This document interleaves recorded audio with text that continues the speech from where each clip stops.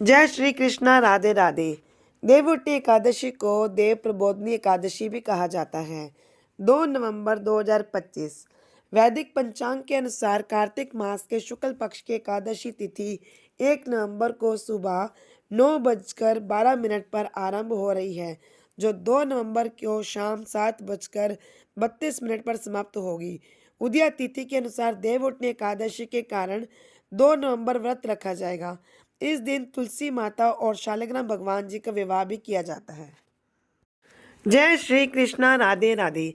देव उठनी एकादशी की व्रत कथा श्रवण करते हैं।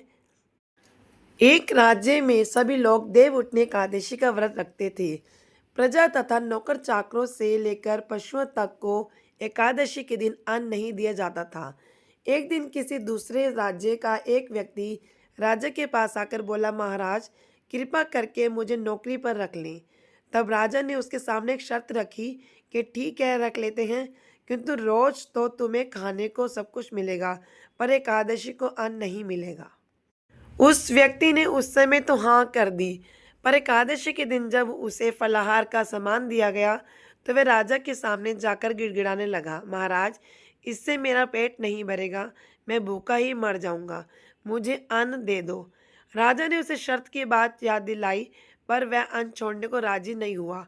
तब राजा ने उसे आटा, दाल, चावल आदि दिए। वह नित्य की तरह नदी पर पहुंचा और स्नान कर भोजन पकाने लगा।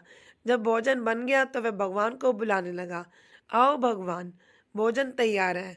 उसके बुलाने पर पीताम्बर धारण किए भगवान चतुर्भुज रूप में आ पहुँचे और प्रेम से उसके साथ भोजन करने लगे।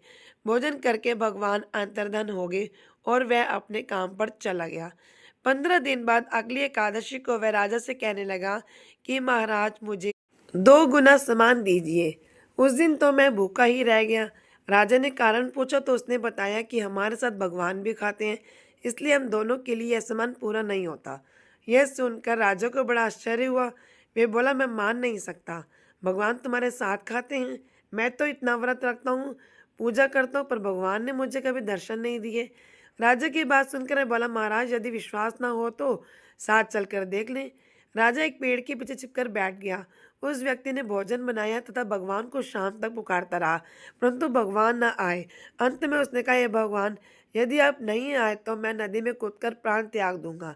भगवान नहीं आए। तब वह प्राण त्यागने के लिए नदी की तरफ आगे बढ़ा। प्राण त्यागने का उसका दृढ़ इरादा जान शीघ्र ही भगवान ने प्रकट होकर उसे रोक लिया और साथ बैठकर भोजन करने लगे। खा पीकर वे उसे अपने विमान में बिठाकर अपने धाम ले गए। यह देख राजा ने सोचा कि व्रत उपवास से तब तक कोई फायदा नहीं होता जब तक मन शुद्ध ना हो। इससे राजा को ज्ञान मिला। वह भी मन से व्रत उपवास करने लगा और अंत में स्वर्ग को प्राप्त हुआ। जय जय राधे कृष्णा।